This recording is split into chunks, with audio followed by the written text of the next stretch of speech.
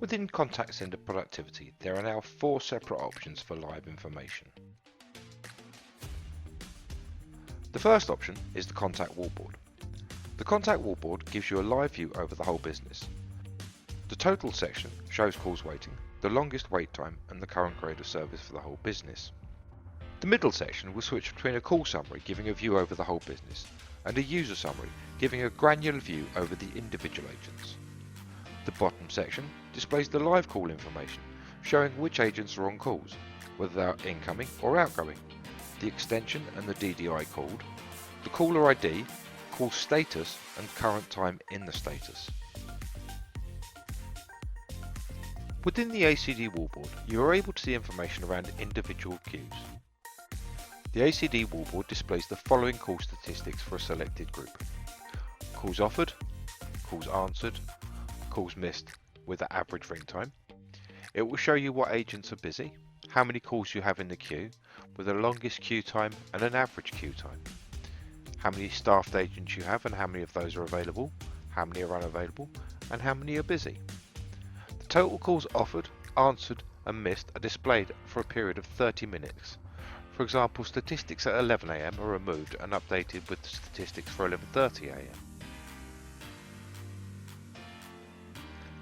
In Group View, you will be able to view your call queues, who is ringing, who's on a call, who's available, and many other statuses. Group Performance allows you to take an overview of the groups within your business. Your filter options allow you to select a date and time.